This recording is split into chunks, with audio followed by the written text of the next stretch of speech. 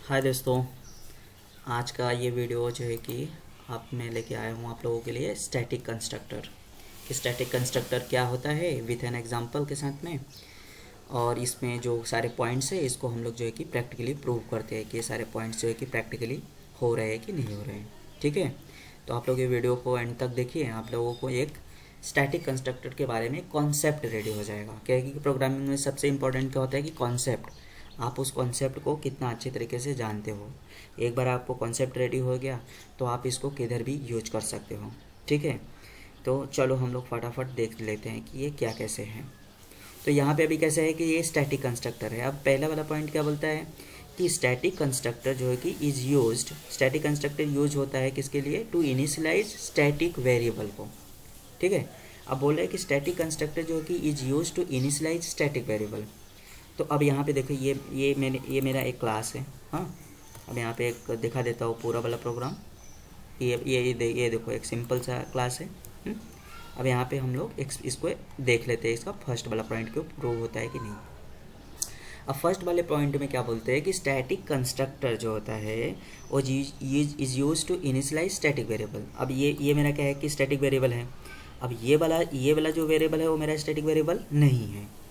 तो अभी मैं आके यहाँ पे अगर x इज इक्वल टू 10 कर देता हूँ तो क्या होता है, यहाँ पे देखो एरर आ गया। अभी क्या बोल रहा है कि नॉन स्टैटिक फील्ड है तो इसको हम स्टैटिक कंस्ट्रक्टर में इनिशियलाइज नहीं कर सकते। तो पहला वाला मेरा पॉइंट मतलब प्रूव हो गया हम लोगों का कि स्टैटिक कंस्ट्रक्टर जो है वो ओनली स्टैटिक वेरिएबल को ही इनिशियलाइज करता है। ठीक है, अब चलो क्विकली देख लेते हैं कि सेकेंड वाला पॉइंट। अब सेकेंड वाला पॉइंट क्या बोलता है। अब सेकेंड वाला पॉइंट में है कि स्टैटिक कंस्ट्रक्टर, ये वाला पॉइंट कि static constructor does not contain access modifier and parameter. अब बोल रहे हैं कि स्टैटिक कंस्ट्रक्टर जो रहेगा वो एक्सेस मॉडिफायर नहीं का उसमें हो सकता और उसमें पैरामीटर नहीं हो सकता। अब देख लेते हैं यहाँ पे। अब ले दो यहाँ पे कर देता हूँ पब्लिक।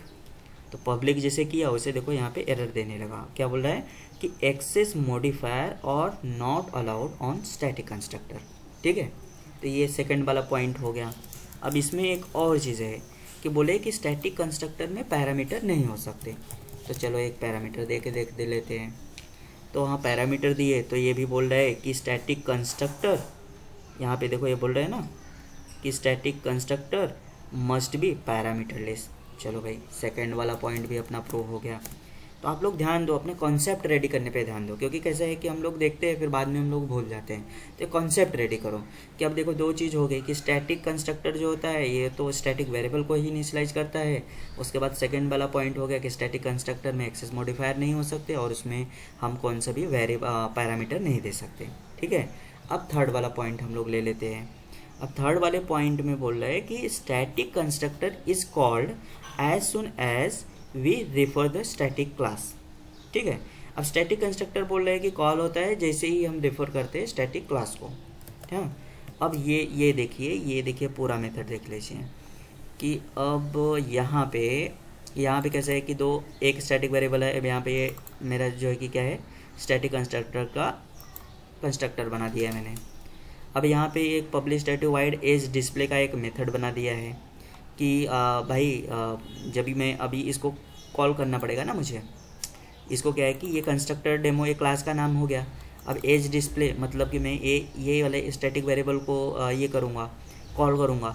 तो जैसे ही मैं इसको करूँगा ये किसको रेफ़र कर देगा, ये तुरंत रेफ़र करेगा मेरे क्लास को। क्लास में जाएगा तो ही तो एक्सेस मेथड इस मेथड को एक्सेस करेगा। ठीक है, तो हम लोग क्या करते हैं अब यहाँ पे भी लगा देते हैं और एक हम लोग डिबगर यहाँ पे भी लगा देते हैं। ठीक है, अब हम लोगों को बस डिबगर वाइज चेक करना है कि ये कहाँ कहाँ पे जा रहा है। तो चलो अब इसको हम रन कर देते हैं। अब रन करने पे देखते हैं कि पहला डिबगर कहाँ पे जाता है।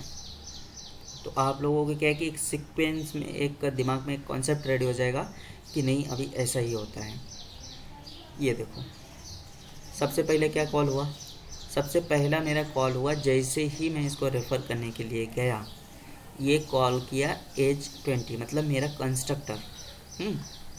कंस्ट्रक्टर को इसने कॉल किया क्योंकि मैं अब यहाँ पे रेफ़र करने के लिए जा रहा हूँ। हाँ, यहाँ पे मैं इसको रेफ़र करने के लिए जा रहा हूँ। अब इसको जैसे ही रेफ़र करने के लिए यहाँ पे रेफ़र किए तो बिफोर, याद रखना है एक पॉइंट को कि स्टैटिक कंस्ट्रक्टर जो कि एग्जीक्यूट होते हैं बिफोर रेफर द क्लास। हाँ, तो अब इसको रेफ़र करने से पहले इसने पहले कंस्ट्रक्टर के ऊपर एक कंस्ट्रक्टर में गया और बोल दिया भाई कि कंस्ट्रक्टर जो है कि मेरा जो यहाँ पे वैल्यू इनिशियलाइज किया है वो काम हो गया है आपका। उसके बाद अब यहाँ पे आ गया, अब यहाँ पे आया क्या है कि तब अब उसने रेफ़र कर दिया है, ठीक है, क्योंकि अभी हम रेफ़र करने जा रहे थे। डिफरेंस समझो कि हम स्टैटिक क्लास को रेफ़र करने जा रहे थे, उसके पहले उसने कंस्ट्रक्टर को एग्जीक्यूट किया, कंस्ट्रक्टर को एग्जीक्यूट हो गया मेरा। अब ये जाके क्या करेगा, ये मेरी ये वाले मेथड को, ये देखिए ये वाले मेथड को एग्जीक्यूट किया, ये वाले मेथड को एग्जीक्यूट किया। तो अब समझ में आपने को ये पॉइंट्स मतलब कि समझ में आ गया कि यहाँ पे कंस्ट्रक्टर एग्जीक्यूट हुआ बिफोर रेफर द क्लास। तो कैसे है कि ये इंटरव्यू में एक्चुअली ये क्वेश्चन बहुत पूछा जाता है कि स्टैटिक कंस्ट्रक्टर आप कैसे कब एग्जीक्यूट होता है। तो आप ये कॉन्सेप्ट या एग्जांपल अपने दिमाग में रखिए और वहाँ पे ये बता सकते हैं आप कि before refer the class static constructor is called, ठीक है। जहाँ पे आप यहाँ पे एक्चुअली आप देखिए एग्जांपल जैसे कि ओनली ये डॉक्यूमेंटेड चीज़ें नहीं हैं, यहाँ पे कैसे कि हम लोग ये चीज़ें प्रैक्टिकली देख रहे हैं। अब प्रैक्टिकली में एक बार वापस रन कर देता हूँ। सबसे पहले कंस्ट्रक्टर डेमो हो गया कॉल, उसके बाद मेन मेथड में आया, मेन मेथड में आने पे स्टैटिक इसको अपना एज डिस्प्ले मेथड को रेफ़र किया और ये हो गया। देखो स्टैटिक कंस्ट्रक्टर गेट्स एग्जीक्यूटेड, उसके बाद जो है कि एज डिस्प्ले 20। और दूसरी बात होती है, अब यहाँ पे देखो पॉइंट्स में है, अब इतना तक हमने देख लिया। अब यहाँ पे देखो static constructor is called before an instance of the class is created, जो कि अभी हम लोगों ने देखा कि इंस्टेंस क्लास का क्रिएट नहीं हुआ है क्योंकि हमने क्या किया है, हमने क्लास नेम दिया था डॉट मेथड नेम दिया था, क्योंकि वो क्या था, स्टैटिक मेथड था, बराबर है। तो वो स्टैटिक कंस्ट्रक्टर जो है कि क्या हो गया, is called before an instance of the class is created. उसके बाद होता है कि स्टैटिक, पांचवा पॉइंट देखो कि static constructor can not be called directly. हाँ, static constructor can not be called directly. ये क्यों बोला जाता है कि मतलब आप ऐसा कुछ लिख के, ऐसा कुछ पॉइंट्स लिख के, जैसे कि नॉन स्टैटिक कंस्ट्रक्टर में होता है कि नहीं आप ऑब्जेक्ट क्रिएट करते हो तब जाके वो स्टैटिक कंस्ट्रक्टर कॉल्ड होगा, तो इसमें ऐसा वाला सीन नहीं है। स्टैटिक कंस्ट्रक्टर जो कि एग्जीक्यूट होता है ऑटोमेटिकली, ये can not be called directly. तो अब यहाँ पे कैसा है कि अब यहाँ पे छठा वाला पॉइंट क्या बोलता है कि user has no control on when the static constructor is executed. हाँ, तो ऑब्वियसली यूज़र के पास कौन सा भी कंट्रोल नहीं है। अब मेरे पास इसमें कौन सा भी कंट्रोल नहीं है। अब यहाँ पे आया, मैंने जैसे प्रोग्राम को रन किया, यहाँ पे आया बिफोर ये इसका इंस्टेंस क्रिएट होने से पहले, और डायरेक्ट जो कि क्या कर दिया, जाके यहाँ पे स्टैटिक कंस्ट्रक्टर को कॉल कर दिया। क्यों? क्योंकि before instance created static constructor is called.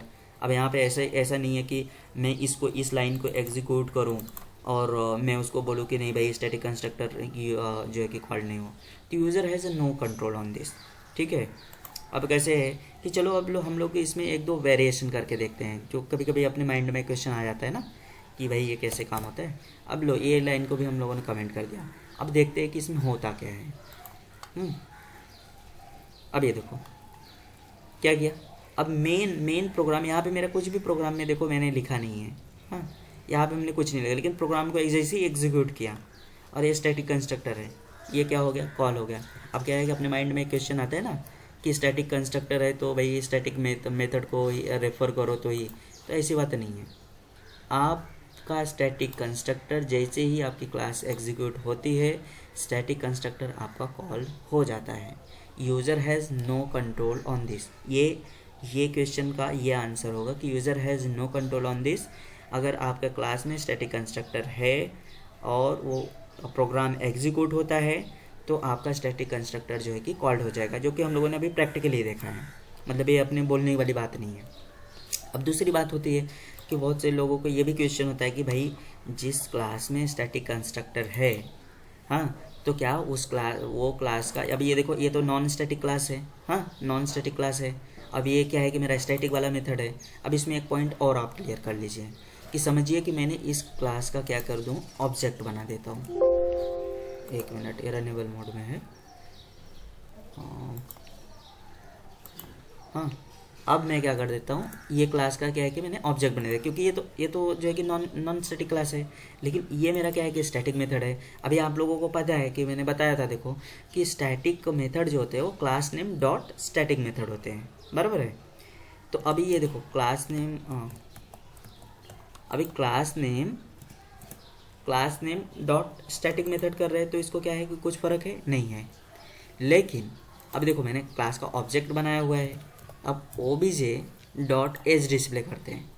देख रहे हो क्या हो रहा है, ये क्या बता रहा है कि can not B accessed with an instance reference, qualify it with A type name instead.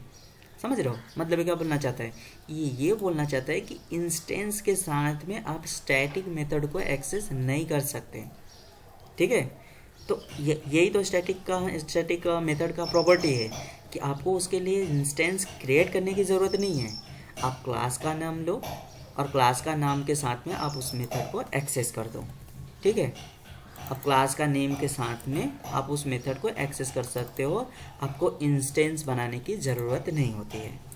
Okay, तो थैंक यू दोस्तों, hope you are enjoying this video. Bye bye, मिलते हैं नेक्स्ट वीडियो में कुछ नए टॉपिक के साथ में। Thanks, bye bye.